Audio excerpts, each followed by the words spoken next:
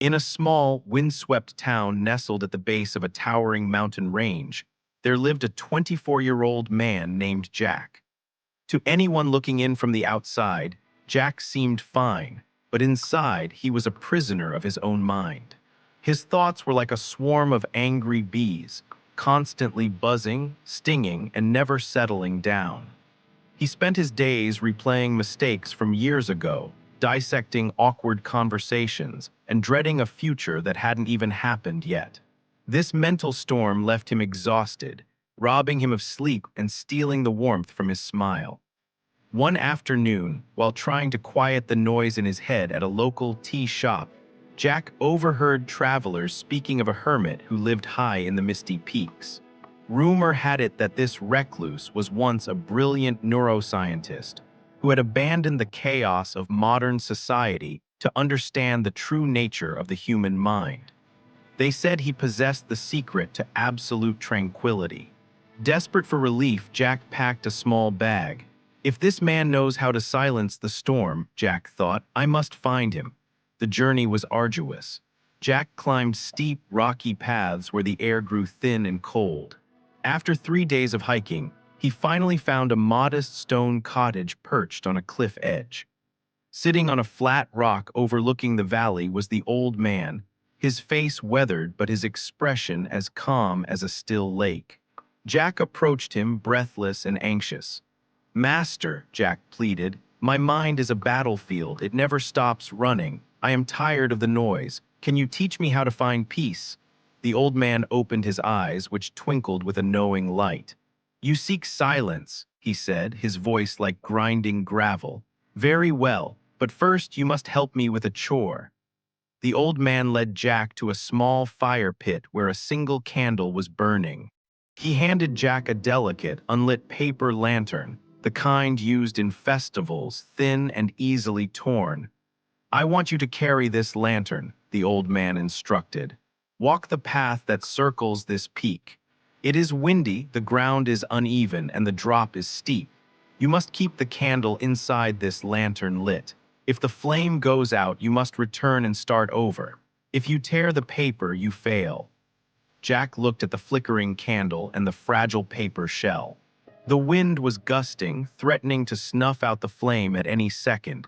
It seemed impossible, but he wanted the answer, so he nodded. He lit the candle inside the lantern and began to walk. The path was treacherous. Loose stones slipped under his boots. To his left was a terrifying drop, to his right, jagged rocks. But Jack didn't look at the drop. He didn't look at the rocks. He didn't even look at the spectacular view of the sunset painting the valley orange and purple. His entire world narrowed down to that tiny, dancing flame. He cupped his hands around the paper to shield it from the wind. He adjusted his steps, moving with fluid precision to keep the lantern steady. His breath synced with the flicker of the light. He became the guardian of the flame. Jack walked for an hour, navigating the entire perimeter of the peak, until he finally returned to the stone cottage. The flame was still burning bright.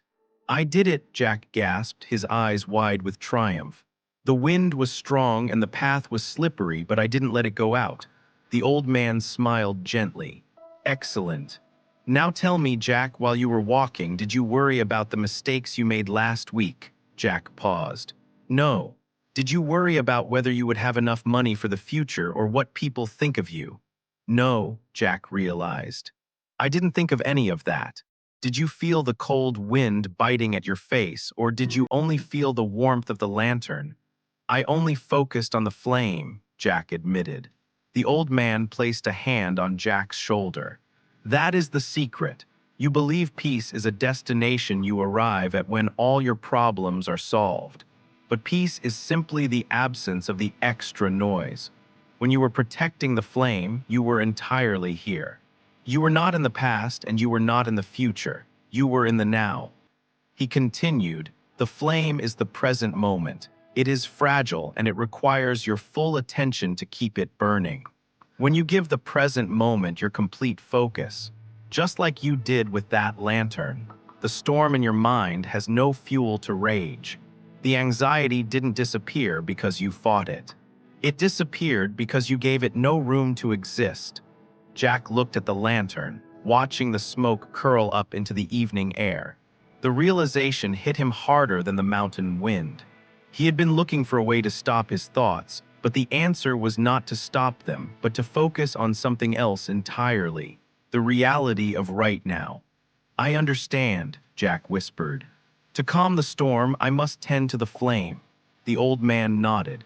Go back to the village, Jack. Carry your attention as carefully as you carried that light. That is where your peace lives. Jack descended the mountain as the stars began to appear. The path was just as steep, and his life back in the village would be just as busy. But Jack was different. He was no longer a victim of his racing mind. He walked with a lightness in his step, knowing that whenever the storm returned, he simply needed to return his focus to the flame of the present moment. If you enjoyed this story, please like and share it with your friends. And don't forget to subscribe to our channel for more inspiring stories. Thank you for listening. See you in the next story with new lessons and new thoughts. Stay well and stay peaceful.